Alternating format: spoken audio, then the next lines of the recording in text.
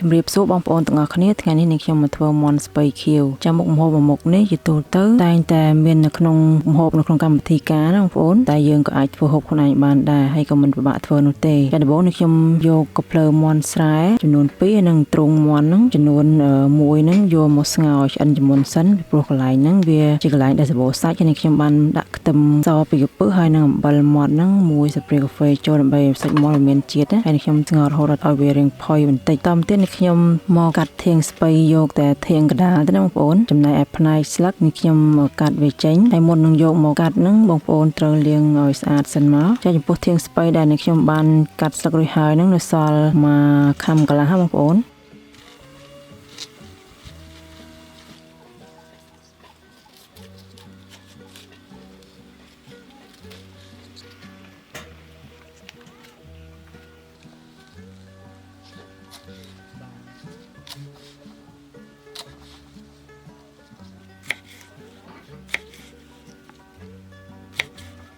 ចាំតើកាត់ធាងស្ពៃរួចរាល់ហើយខ្ញុំមកធ្វើទឹកសោះនេះខ្ញុំដាក់ស្ករសមួយស្ព្រាបាយប៊ីចេងមួយចុងស្ព្រាកាហ្វេ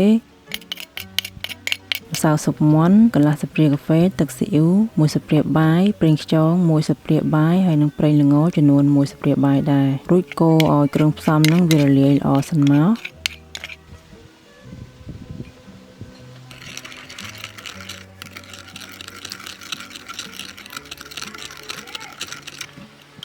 ចាំបន្ទាប់ពីរលាយល្អអញ្ចឹងហើយនេះខ្ញុំដួសទុកម្លព្រាបាយដើម្បីទុកប្រឡាក់ជាមួយនឹងធាងស្ពៃបងប្អូន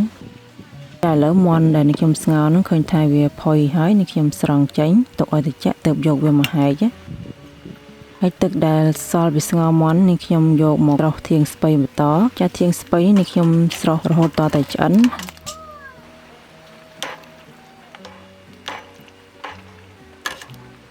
តើវាឆ្អិនហើយនេះខ្ញុំស្រង់ចេញយកមកដាក់ត្រាំនៅក្នុងទឹកកកដើម្បីឲ្យធាងស្ពៃវាស្រួយហើយពណ៌វានៅស្រស់ល្អបងប្អូន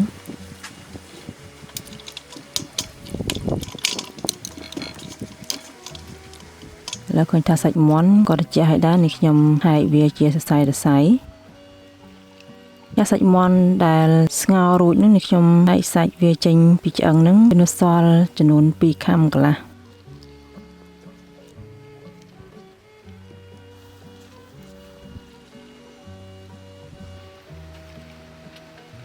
ហើយនេះខ្ញុំយកខ្ទឹមបំពងចំនួន1ស្ព្រាបាយដាក់លាយជាមួយសាច់មាន់មករួចចាក់ទឹកសឲ្យបានធ្វើរួចនឹងចូលមក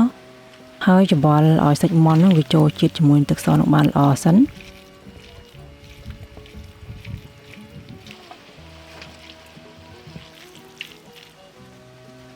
តាមទៀតខ្ញុំយកធាងស្ពៃនឹងមកប្រឡាក់ជាមួយទឹកសហើយថែមខ្ទឹមបំពងចំនួនកន្លះស្ព្រាបាយរួចច្បល់ឲ្យធាងស្ពៃនឹងវាចូលជាតិបានល្អដែរ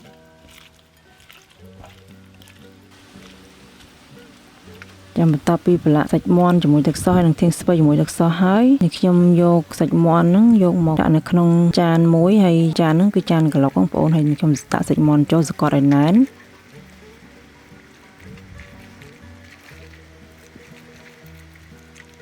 តបមកខ្ញុំដាក់ធាងស្ពៃពីលើអញ្ចឹងទៅពេលដែលយើងយកទៅក្លាសសេហើយយើងផ្កាប់វាមកធាងស្ពៃវានៅខាងក្រោមហើយខ្ញុំសកត់ឲ្យណែនហើយខ្ញុំយកថង់រុំផ្លែឈើហ្នឹងមករុំវាឲ្យជិតអញ្ចឹងមករួចយកទៅក្លាសសេចំនួន2ម៉ោងពីព្រោះមាន់ស្ពៃខៀវនេះត្រូវការក្លាសសេអញ្ចឹងបងប្អូនទើបឆ្ងាញ់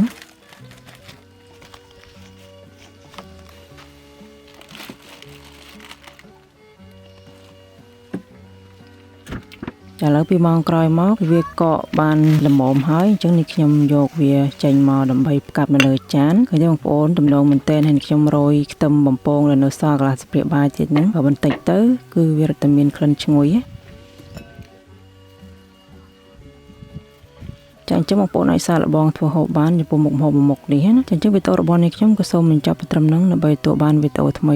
សូមបងប្អូនចុច follow page និង subscribe YouTube channel របស់នេះខ្ញុំម្នាក់មួយផងចាសូមអរគុណសូមជម្រាបលា